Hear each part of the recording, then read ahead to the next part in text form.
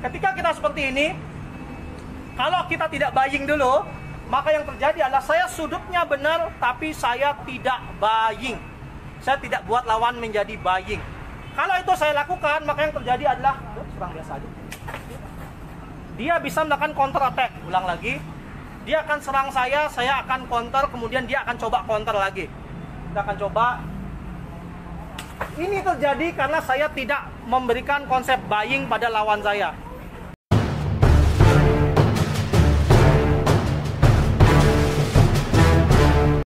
Setelah sudut yang tepat, yang paling terakhir kita belajar tentang mematikan gaya lawan, atau dalam bahasa kantonnya disebut dengan buying, atau melumpuhkan gaya lawan, membuat lawan tidak pada posisi menyerang kembali. Jadi teori ketiga yang saya berikan tentang Guo Shao dalam Wing Chun itu adalah bagaimana kita melakukan proses buying. Karena ketika Guo Shao lawan masih bisa menyerang kita, maka yang terjadi adalah zong. Kemungkinannya adalah 50-50. Kita bisa pukul dia, kalau dia kuat dia bisa pukul kita. Dan itu tidak kita inginkan. Oke, buying maksudnya adalah seperti ini. Jadi ini teori yang ketiga tentang Guo Shao adalah kita harus bisa memastikan ketika kita sparring dengan lawan, ketika dia serang, saya nggak ngomong dia serang, ketika dia serang, ya serang, kita harus bisa membuat posisi dia, lihat, posisi dia benar-benar tidak bisa menyerang kita. Karena kalau dia coba serang kita, coba serang, nggak bisa apa-apa. Serang lagi coba. Inilah konsepnya buying. Kita harus bisa memastikan setiap Guo Shao kita memberikan efek buying yang tepat sehingga lawan tidak bisa menyerang kembali. Ulang lagi. Oke. Saya akan ngambil dari sudut yang berbeda ya. Kelihatan nggak? Ya, tolong maju dikit. Ya.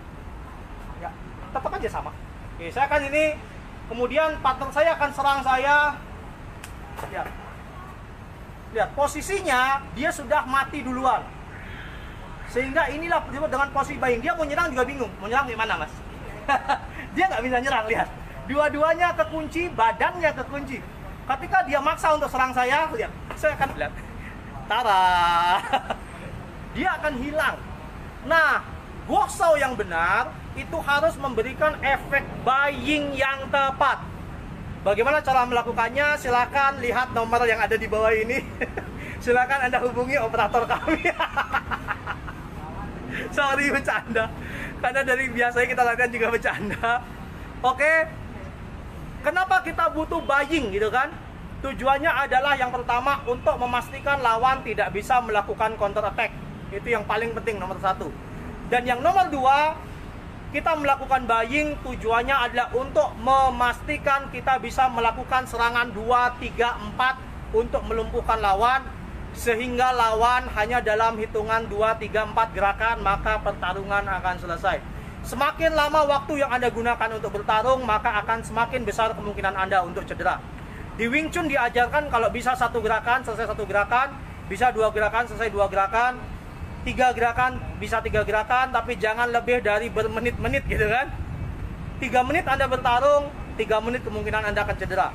Karena people always make mistake ya. Orang pasti melakukan kesalahan dan kita pun juga sama.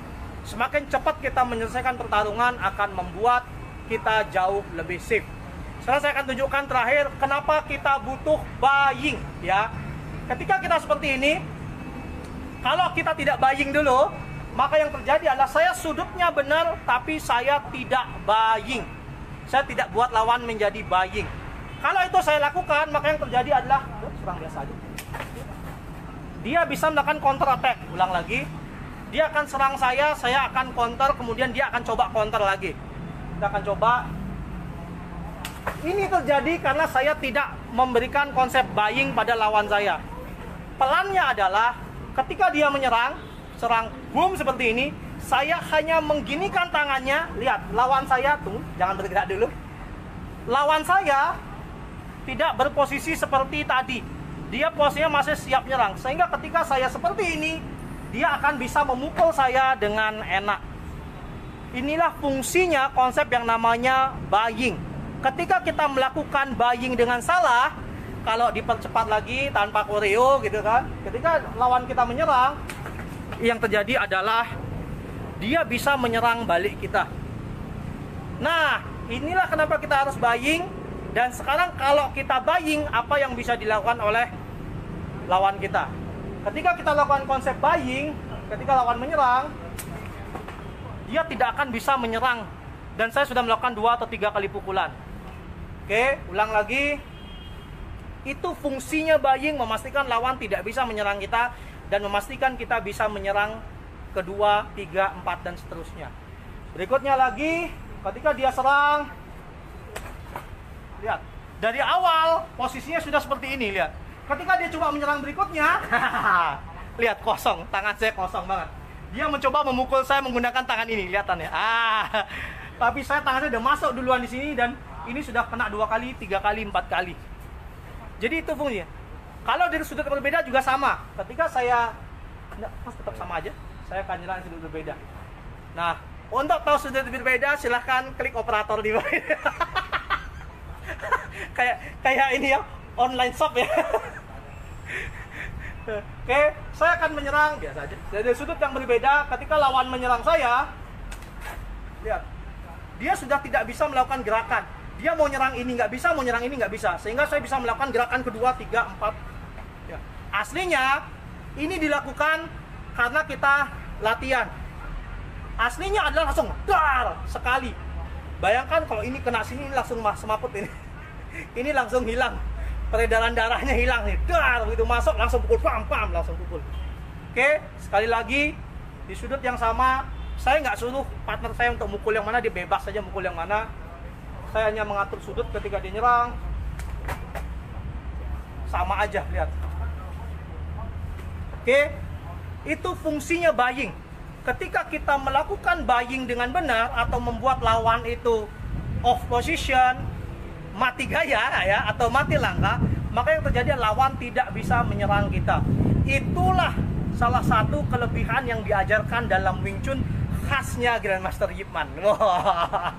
Jadi nomor 4 dari kriteria Wing Chun dari Grandmaster Yip Man adalah destroy balance. Bagaimana cara kita menghancurkan keseimbangan lawan?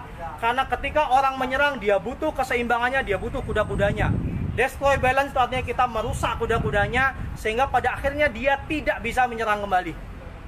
Dan itulah yang penting nomor 3 dalam Goksal.